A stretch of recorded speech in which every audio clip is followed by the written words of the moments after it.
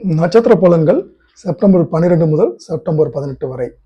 மகரம், கும்பம், மீனம் ராசியில் உள்ள அனைத்து நட்சத்திரங்கள். முதலில் மகரம் ராசியில் உள்ள நட்சத்திரங்கள். உத்திராடம் 2, 3, 4 பாதங்கள். 8இல் சூரியன், கேது இருப்பதால் வேலையில் குழப்பம், நெருக்கடிகள் ஏற்படும்.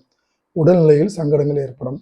புதன் முதல் சூரியன் கன்னிக்கு செல்வதால் கவலை விலகி நன்மை அதிகரிக்கும்.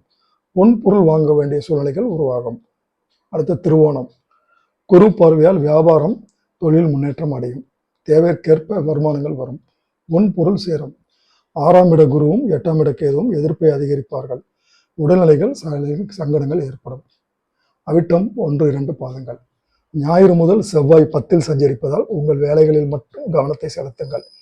புதிய முயற்சி, புதிய முதலீடு இக்காலத்தில் வேண்டாம். அனைத்திலும் விழிப்புணர்வு தேவை. இந்த நட்சத்திரக்காரர்கள் இந்த வாரம் வழிபட வேண்டியது நவகிரக வழிபாடுகள். அடுத்த கும்பம் ராசியில் உள்ள நட்சத்திரங்கள். அவிட்டம் 3, 4 பாதங்கள்.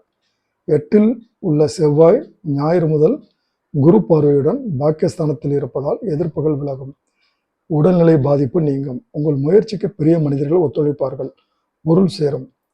சதயம் 5ஆம் இட குருவின் பார்வை ராசிக்கும் பாக்கிய லாபஸ்தானங்களுக்கும் கிடைப்பதால் உங்கள் செல்வாக்குகள் உயரும். முயற்சிகள் வெற்றியாகும். தடைப்பட்ட வேலைகள் நடந்தேறும். தொழில் முன்னேற்றம் அடையும். புரட்டாதி 1, 2, 3 பாதங்கள். புதன் முதல் சூரியன் 8இல் இருப்பதால் உடல்நிலையில் விழிப்புணர்வு தேவை.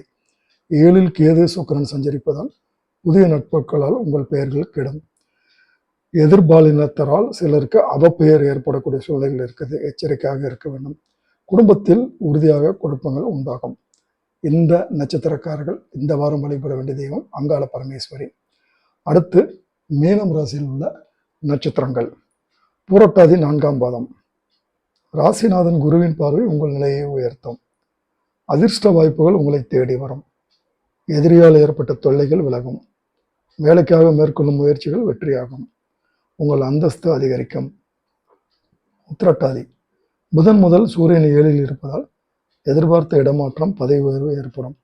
6இல் சஞ்சரிக்கும் கேதுவால் செல்வாக்கு, சொல்வாக்கு உயரும். கனவுகள் நனவாகும்.